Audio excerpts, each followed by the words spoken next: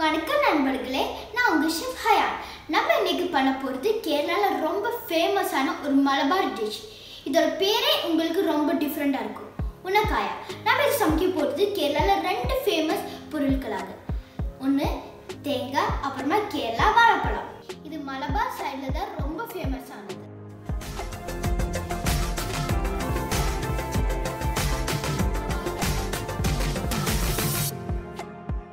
நம்ம first ingredients பார்க்கறதுக்கு முன்னாடி பனானா எப்படி ஸ்மாஷ் பண்ணுறது பார்க்கலாம். இதுதான் கேரளா வாழைப்பழம். நம்ம இது குக்கரில் போட்டு வேக வைக்க போகிறோம். ஆனால் குக்கரில் விசில் போட மாட்டோம், தண்ணியில் வேக வைக்க போகிறோம். இப்போ நம்ம தேவையான அளவுக்கு தண்ணி ஊற்றலாம்.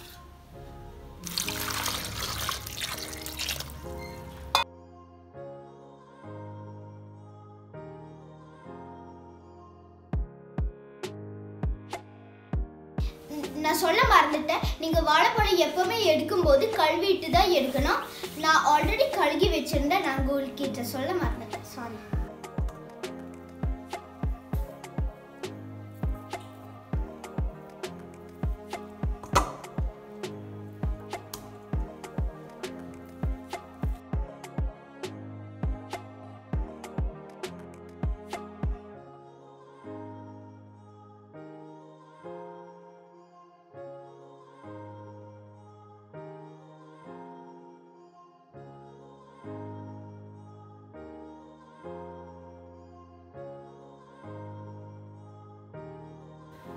இப்போ பாருங்க, நம்ம வாழைப்பழம் ரெடி ஆச்சு.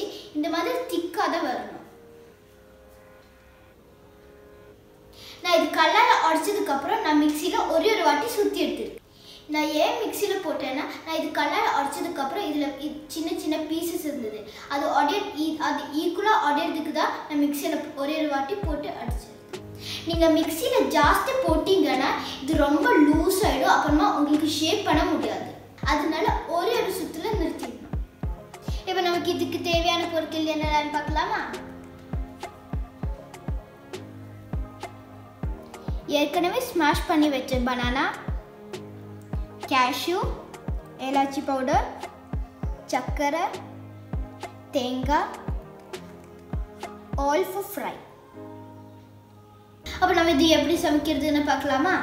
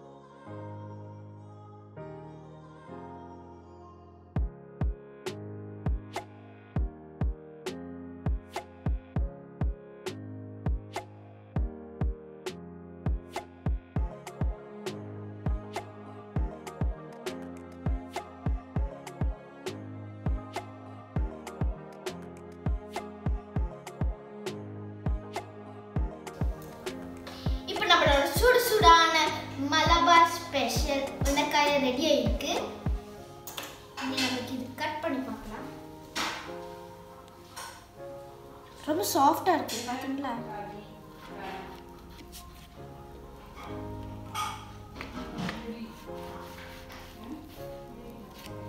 இது ரொம்ப சாஃப்டா இருக்கு. இப்படிதான் இதோட உள்பக்கம் இருக்கும். உங்களுக்கு இன்னும் மலபார் டிஷ் வேணும்னா கமெண்ட் பாக்ஸ்ல கமெண்ட் பண்ணுங்க. நான் உங்களுக்கு இன்னும் மலபார் டிஷ் சொல்லி தரேன். See you again with a new recipe. Tata, bye bye. See you.